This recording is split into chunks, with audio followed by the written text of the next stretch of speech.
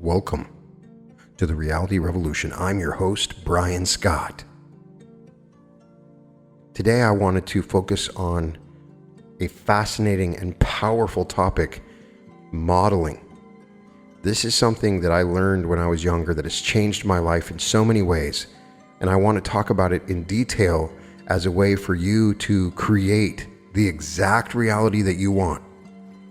When I say all things are possible to you, I mean it. Anything is possible.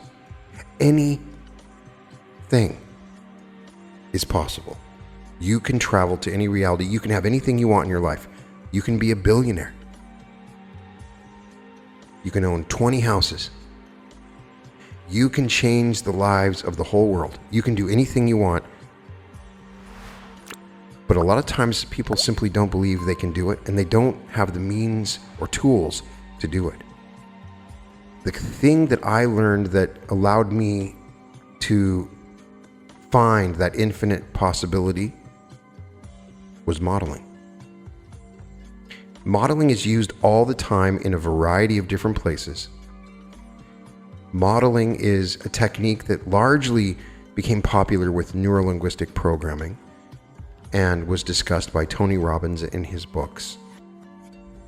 Modeling is a way for you to find someone else that has done something that you want to do. Maybe it's become a billionaire. Maybe it's become a writer. Maybe it's to be an actor.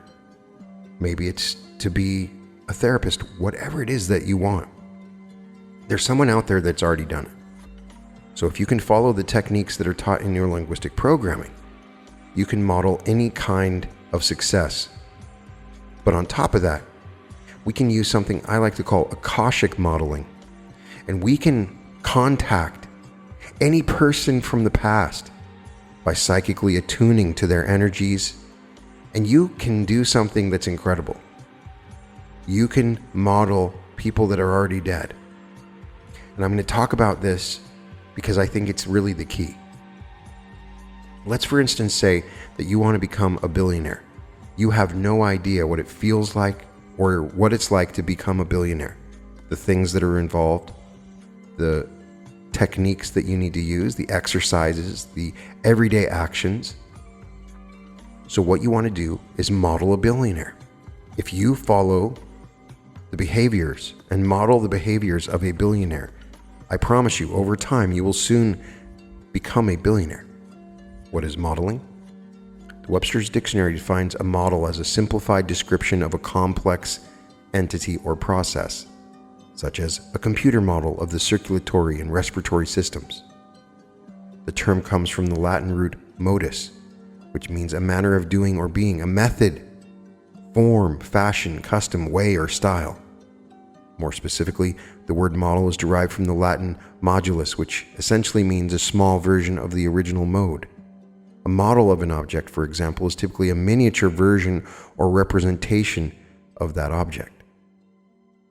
Modeling becomes powerful within the epistemology of neurolinguistic programming. In the NLP perspective, you can transform your reality through inductive transformation, through which we perceive patterns in and build maps of the world around us. And there are deductive transformations, which we describe and act on our perceptions and models of the world. Inductive transformations involve the process of chunking up to find the deeper structure patterns, concepts, ideas, universals in the collection of experiences we receive through our senses. Deductive transformations operate to chunk down our experiential deep structures into surface structures, rendering general ideas and concepts into specific words, actions, and other forms of behavioral output. It is through the development of these different sort of processes that allows us to evolve our mental models and express them in reality. According to NLP, it is the quality of these transformations that determines the effectiveness and usefulness of our mental operations in creating reality. There are also what can be called abductive transformations, in which deep structures are transformed into other deep structures and surface structures are transformed into other surface structures. This would involve processes such as metaphors and analogies.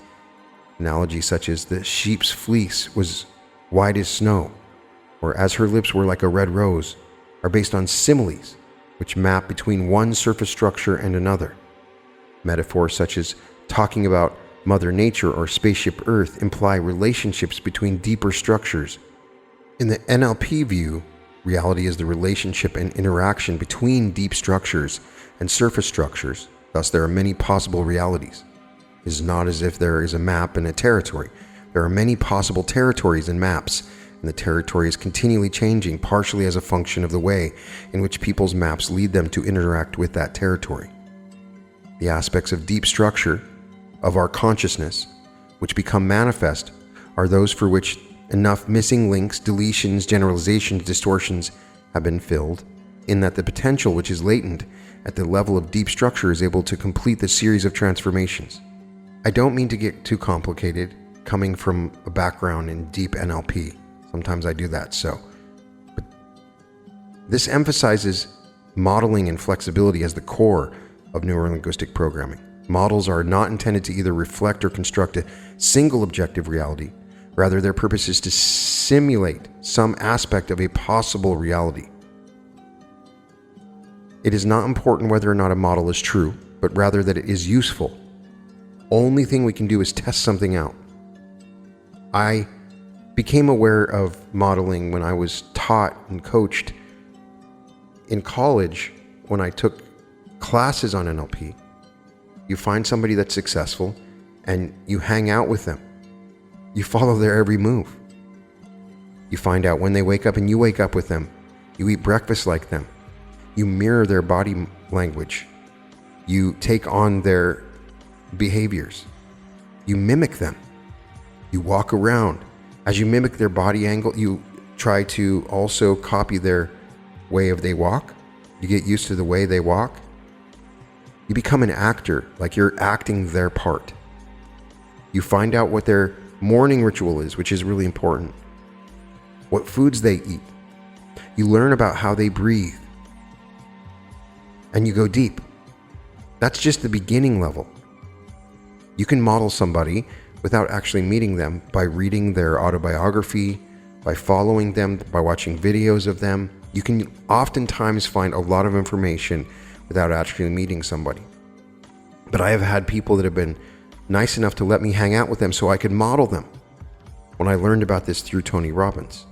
And what I found is that when you model somebody and their behavior, you become really good at it. You suddenly start to bring on a reality that's very similar to their reality. When you look at somebody that's successful, there's a reason why that successful person is in the reality they're in.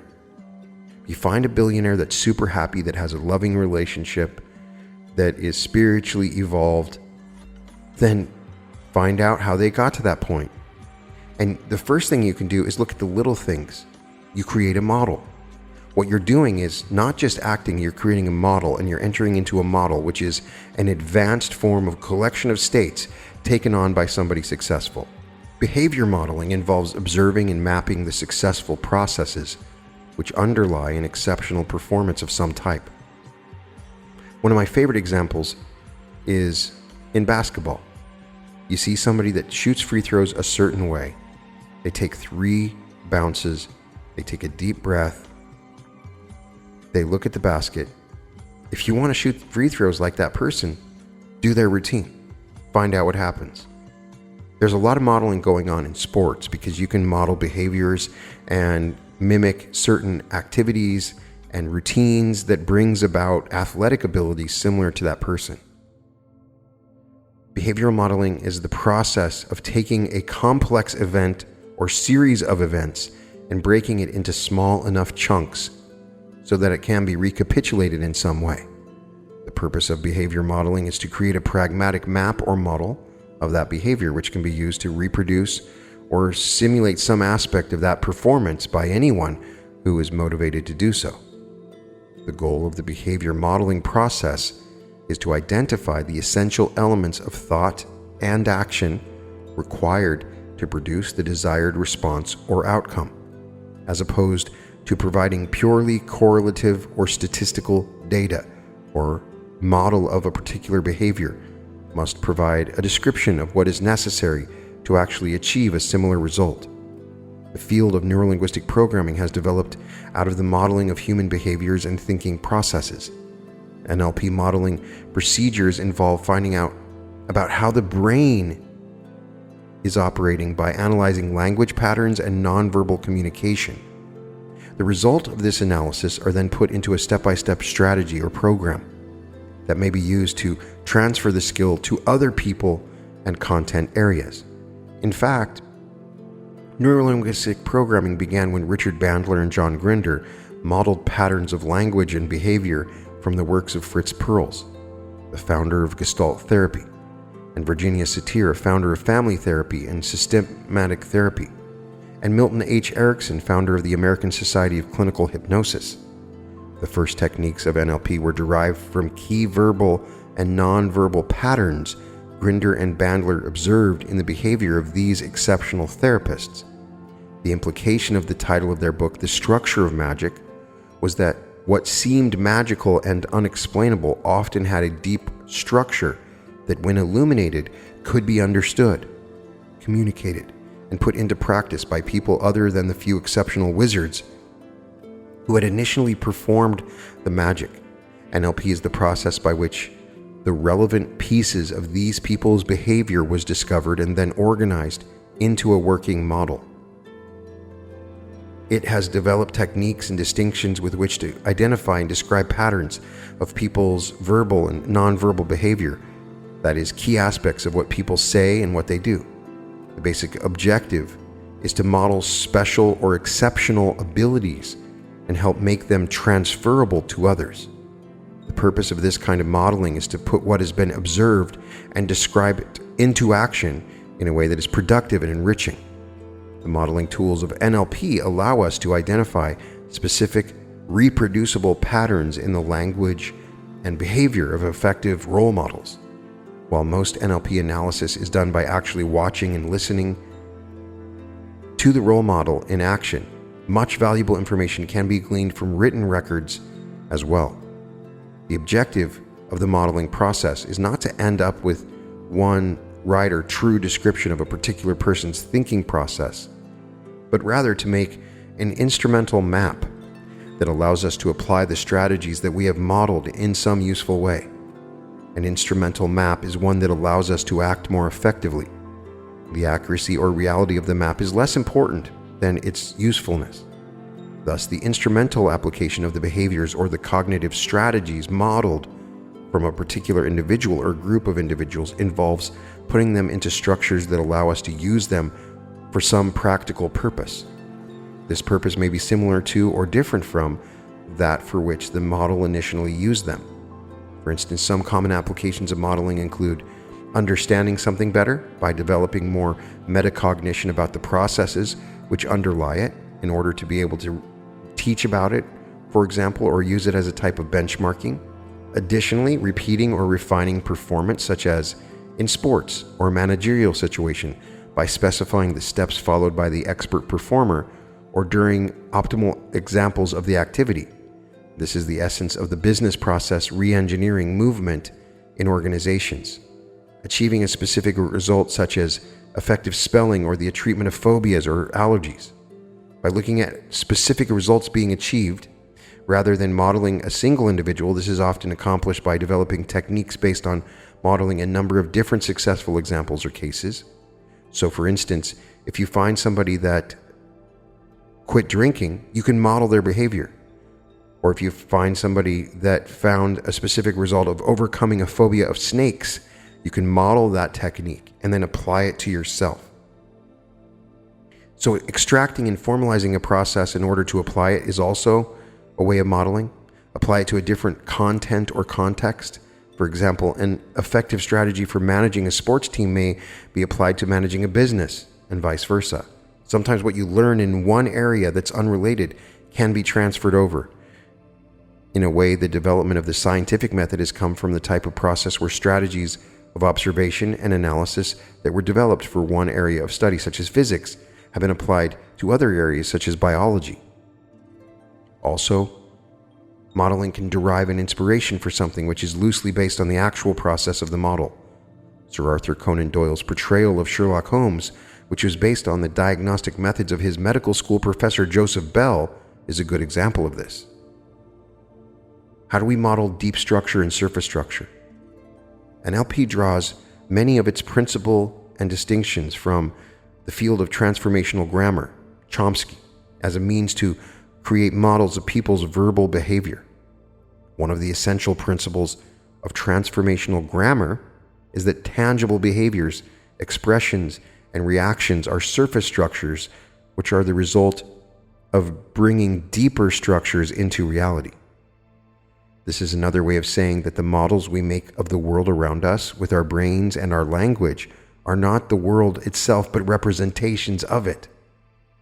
One important implication of the principles of transformational grammar is that there are multiple levels of successively deeper structures in the structure and organization within any coding system or language. An important implication of this with respect to modeling is that it may be necessary to explore various levels of deep structure behind a particular performance in order to produce an effective model of it. Furthermore, different surface structures may be reflections of common deep structures. For effective modeling, it is frequently important to examine multiple examples of surface structures in order to better know or identify the deep structures which produce it. Another way to think about the relationship between deep structure and surface structure is the distinction between process and product. Products are the surface level expressions of the deeper and less tangible generative processes which are their source. Thus, deep structure are latent potentials that become manifest in concrete surface structures as a result of a set of transformations. This process includes the selective destruction as well as the selective construction of data. In this regard, one of the fundamental challenges of modeling comes from the fact that the movement between deep structure and surface structure is subject to the process of generalization, deletion, and distortion. That is, some information is necessarily lost or distorted in the transformation from the deep structure to the surface structure. When you're modeling just the surface structure, you may not be getting the full picture of the reality that you need to model, is what that is trying to say. In language, for example, these processes occur during the translation of deep structure, the mental images, sounds, feelings, and other sensory representations that are stored in our nervous system, to surface structure, the words, the signs, and symbols we choose to describe or represent our primary sensory experience. I ask you to describe petting a cat. The deep structure is the feeling of it, what you're experiencing of it, and the surface structure is your description of it. No verbal description is ever able to completely or accurately represent the idea it is attempting to express. We are limited to our surface structure understanding. So understanding this deep structure is important. So there are levels of modeling. When I learned about modeling, creating an effective model of a particular behavior or reality involves more than imitation. Depending on one's purpose for modeling realities, there may be several different levels of information required in order to achieve the desired reality. In modeling an individual, for example, there are a number of different aspects or levels of the various systems and subsystems in which that person operates that we may explore. At one level, for instance, one can look at the social and geographical environmental influences on a person when and where the person is acting or performing. That is, one can consider the external context such as the state of marketplace, natural surroundings, workplace. Furthermore, one can examine both macro environments and micro environments. Micro environments would involve specific locations such as an individual's office, a particular building, classroom, or factory. Macro environments could include general habits, social contexts, public events, in addition to the influences these environments may have on the individual to be modeled. At another level, one can examine the specific behaviors and actions that a person engages in while performing, what specifically the person does within the environment. What are the particular patterns of work, interaction, or communication related to collaborators, problems, or goals? As with the environmental level, one can focus on either micro or macro behavioral patterns. Macro behaviors would involve general patterns of communication, work, style, etc. Micro-behavioral patterns would involve more detailed and specific actions such as particular behaviors during tasks, specific work routines, work habits, etc. You can also look at the intellectual and cognitive strategies and capabilities which are required for the actions within the identified environment, i.e., how a person generates the behaviors in a specific context. On a macro level, capabilities will include general strategies and skills such as learning, memory, motivation, decision-making, and creativity.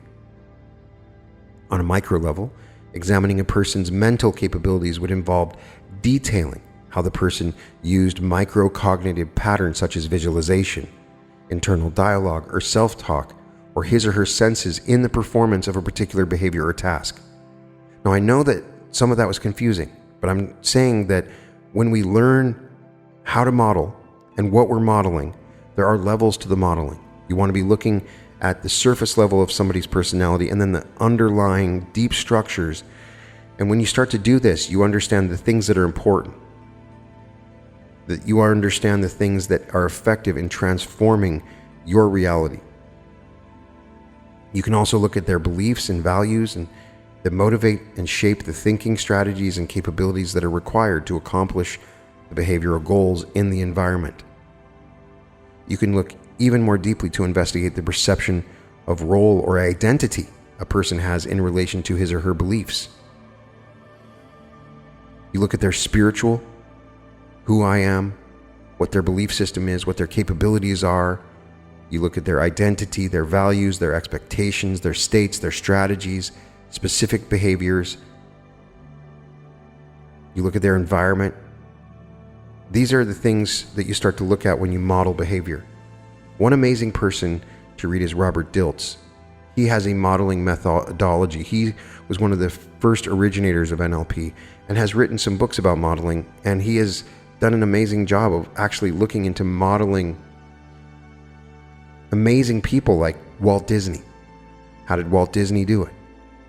Somebody successful like Thomas Edison.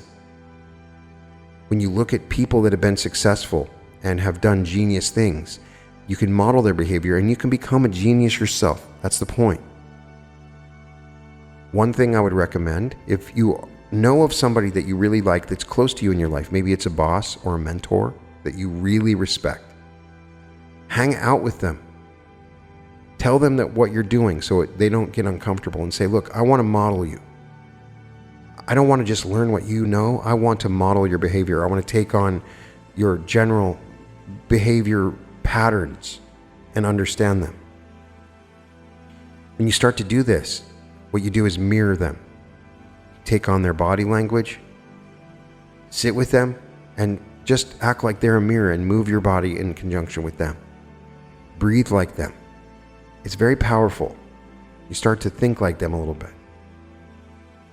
There are a number of modeling strategies. You can identify the skills that you want to find out about. There are a number of different ways to learn about it. You can ask questions that elicit certain ideas from the person. And some of these questions are pretty powerful. What is the context or environment you're exploring? When and where does the capability or activity to be modeled occur? Start asking them, what are you feeling right now? What's going through your mind? If you have the opportunity to ask somebody, it's amazing. The next level I wanted to talk about is Akashic modeling. It's something that you've seen me do through this podcast. The idea is find somebody out there that has impressed you in some way, and if you want to take on their skills and understandings, you model them. And the first thing that you do is you read everything that they've written. If they've written any books, you read everything they've written.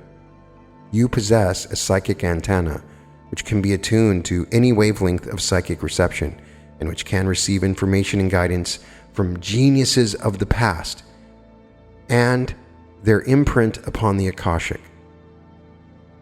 What happens is once you start reading their books, studying them, if you can watch video of them, if you can listen to them talk, just completely overwhelm yourself with them.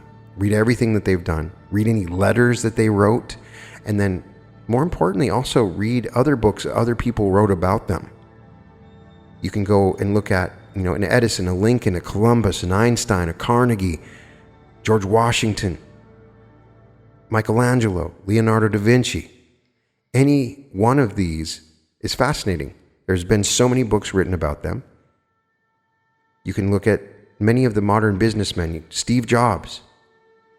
I attempted to model Steve Jobs a decade ago when I was into modeling heavily.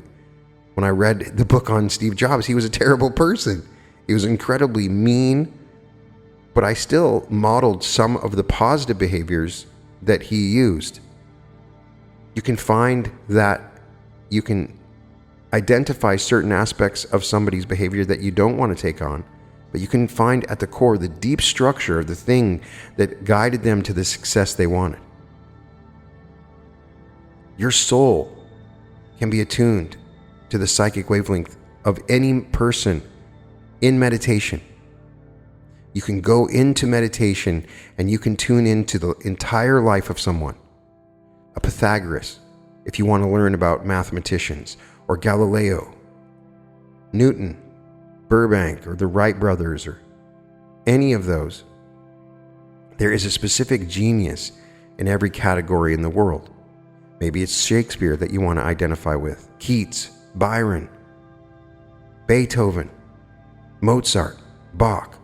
It's very interesting when I was reading Walter Russell in the Divine Iliad in one of the additional chapters. He mentions that he's talking to Leonardo da Vinci all the time. This amazing man who created so many sculptures had modeled Leonardo da Vinci. He claimed that he could have conversations with him just as easily as you or me, just talking on the phone. So identify somebody that you want to know that's perhaps been in the past. It can be somebody that's still living. All is available in the Akashic Record. Sometimes you can choose a category of persons. Maybe it's a grouping of persons, scientists, inventors, businessmen, artists. So after you've filled your consciousness with the psychic wavelengths of this particular genius that you want to focus on, that you wish to receive guidance and information from, you sit in silence for at least 30 minutes to an hour. Hold in your mind the thought forms that you know are typical of this person. Then use the following form to address this person's psychic thought forces, which still exist in time and space. Let us say that you have selected someone like Lincoln for psychic guidance and inspiration. You would say to your higher psychic centers, as Anthony Norvell says, I now wish to contact the cosmic wavelength of Abraham Lincoln for inspiration and guidance in my own life. I'm in tune now with the qualities of vision, justice, unity, and forgiveness. I wish to contact the psychic thought forms of Lincoln for solving my own personal problems. Then state whatever information that you might need from them. Maybe it's a particular thing or habit that they have. When you project your question to the mind of Lincoln, you sit quietly and you wait for the answer and solutions. Your deep subconscious and superconscious mind will begin to vibrate in harmony with the thoughts and inspirations of Lincoln. You may receive a direct message at the time which will come to you in the form of thoughts and ideas, or may come as an inner voice which will answer your questions or solve your problems. What I found is by reading the material out loud in many cases, as I'm doing here, and in other situations, I start to bring up the essence of that person. For Neville Goddard, I have read so many of his lectures that oftentimes I find that Neville is sitting right next to me. I can have a full conversation with Neville. Now, this may not be Neville, but this is some version of Neville. I have modeled Neville. I know about his daily routine, that he would drink at night, that he would listen to classical music while he would read the Bible. I know about Neville. And that brings me to the most important thing that we can model. Once you learn modeling experience, you can model Jesus Christ. You can model Gandhi.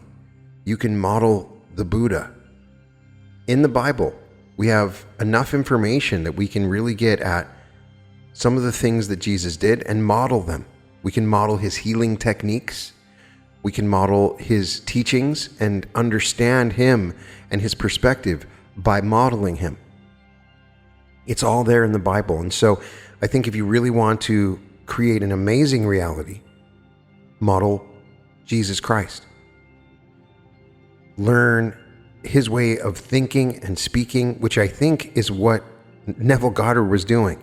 He wanted to enter into the state of Christ. As he explained in the Bible is just filled with different states, and the ultimate state that we're always seeking is that Christ state. But whatever it is, you can model someone. There's other amazing authors like Brendon Burchard, who actually has gone and modeled hundreds of successful people and written about patterns that he has found in those successful people, and you can model those patterns. There's some amazing writers and authors. Brendon Burchard has found for people that are highly successful, that are effective at what they do, they seek clarity, they generate energy, they raise the necessity, they increase productivity, they develop influence, and they demonstrate courage.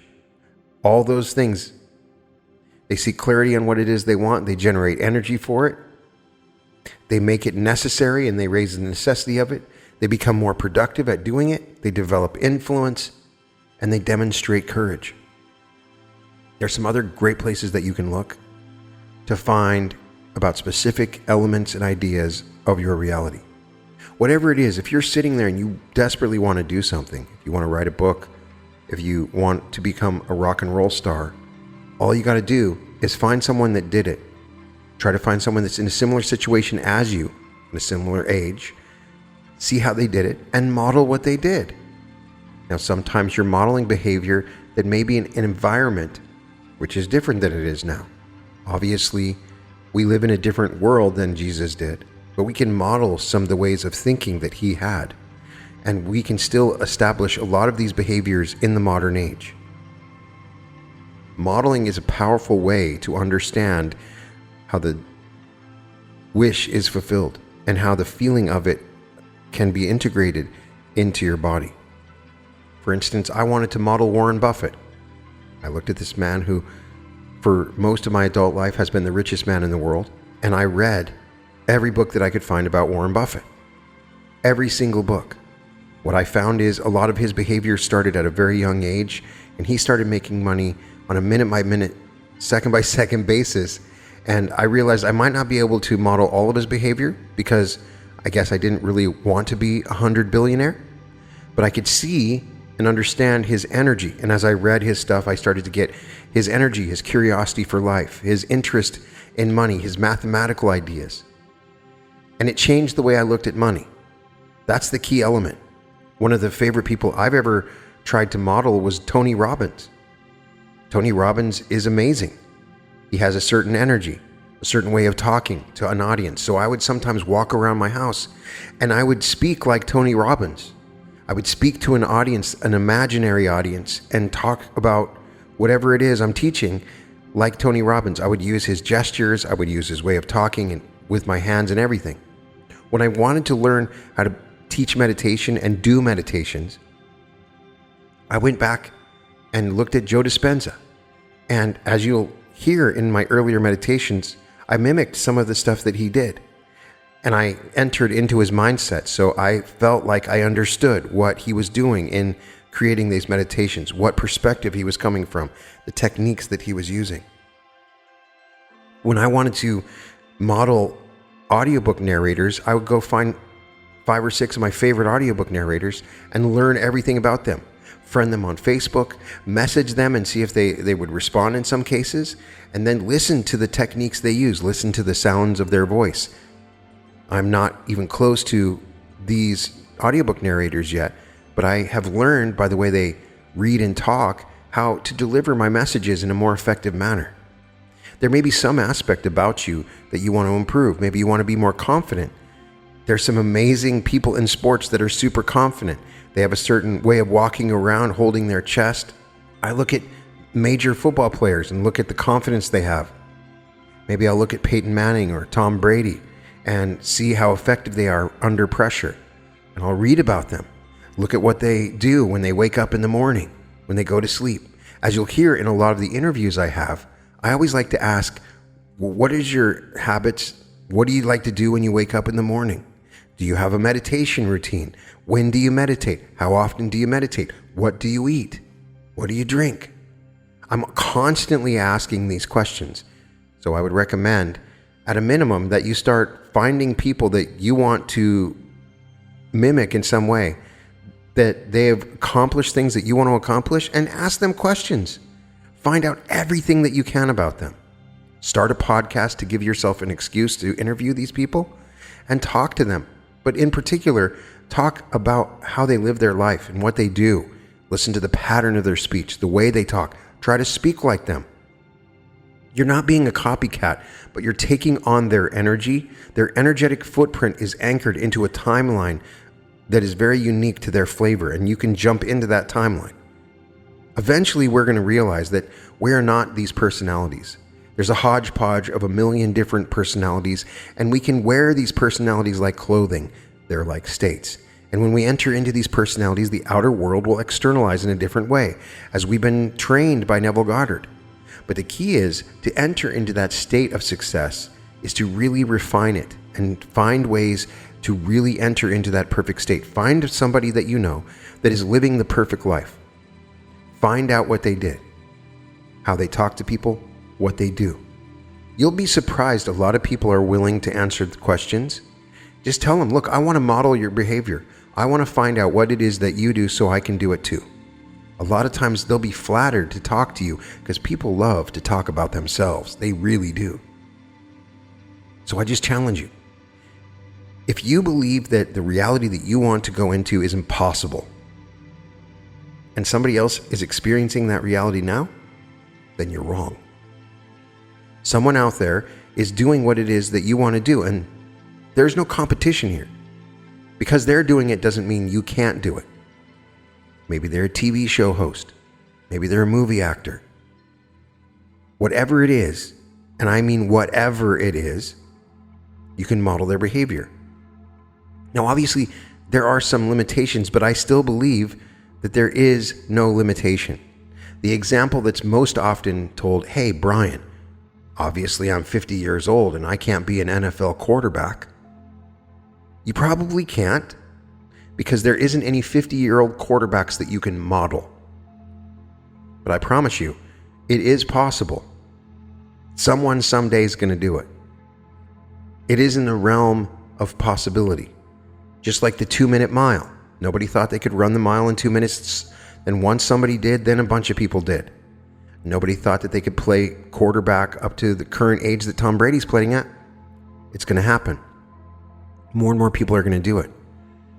So just because it hasn't been done doesn't mean you can do it.